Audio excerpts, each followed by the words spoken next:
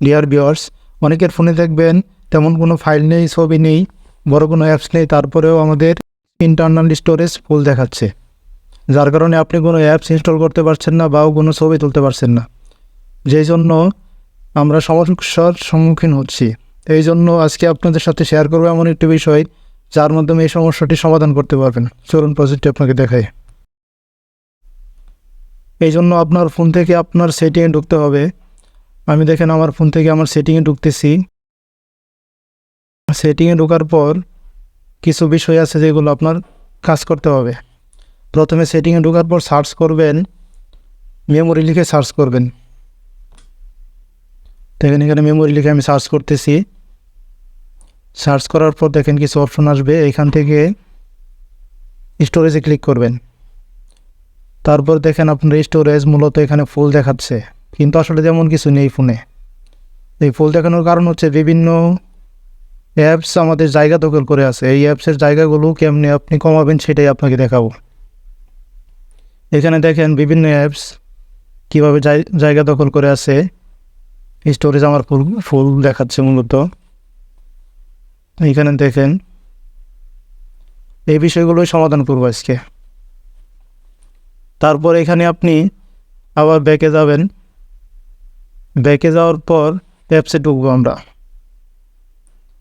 এইখানে অ্যাপস লিখে সার্চ করতে পারেন বা আপনি খুঁজে বের করতে পারবেন। দেখেন এখানে অ্যাপস লেখা আছে, এখানে ক্লিক করবেন। এইখানে ক্লিক করার পর তারপর দেখবেন ম্যানেজ অ্যাপস একটা অপশন আছে, এখানে ক্লিক করবেন। এইখানে ক্লিক করার পর দেখেন এখানে বিভিন্ন অ্যাপস শো করতেছে। আমি একটা অ্যাপসে ঢুকছি, ক্রোম। এখানে স্টোরেজে ঢুকছি। দেখেন ক্যাচি ডাটা দেখাচ্ছে 500 MBর মতো, টোটাল হচ্ছে 1 জিবির মতো ফাইল। ক্যাচি ডাটাটা মূলত আমাদের এক্সটার্নাল ডাটা, এটা মূলত আমাদের স্টোরেজ দখল করে আছে। এই ডাটাটা কেমনে আপনি রিমুভ করবেন দেখেন। ক্যাচি ডাটা এখানে ক্লিক করবেন। তারপরে আমরা আরেকটি অ্যাপসে ঢুকবো। এটা দেখেন রিমুভ হয়ে গেছে, এখন 17 MB আছে। তারপরে এখানে ব্যাকে চলে যাবেন। ব্যাকে চলে যাওয়ার পর আমরা আরেকটি অ্যাপসে ঢুকবো, সেটা হচ্ছে ফেসবুক। ফেসবুকে ঢুকেন। ফেসবুকে ঢোকার পর দেখেন কি বলছে এখানে, স্টোরেজ এখানে দেখাচ্ছে 1.27 GB। কেজি ডাটা দেখাচ্ছে 194 MB। এটা মূলত আমি ডিলিট করব। দেখেন এখানে ক্লিয়ার ডাটা, এখানে ক্লিক করবেন। তারপরে কেজি ডাটা এখানে ক্লিক করবেন। তারপরে আবার চেক করেন ডিলিট হয়েছে কি না। এখানে দেখেন কি স্টোরেজ, এখানে ক্লিক করলাম। তারপরে কেজি ডাটা দেখেন 377 KB, তার মানে আমার কেজি ডাটা ডিলিট হয়ে গেছে। এটা একটা করে তো অনেক সময়ের ব্যাপার। এই জন্য একটা বিষয় আছে যেটার মাধ্যমে এক ক্লিকেই সবগুলো ডিলিট হয়ে যাবে, সেটা আপনাকে দেখাবো। সেই জন্য আপনাকে গুগল প্লে স্টোরে ঢুকতে হবে। প্লে স্টোরে ঢোকার পর এখানে সার্চ করবেন ক্যাচি ক্লিনার। ক্যাচি ক্লিনার লিখে সার্চ করার পর দেখেন আমি ক্যাচি ক্লিনার লিখতেছি। ক্যাচি ক্লিনার লিখে সার্চ করবেন।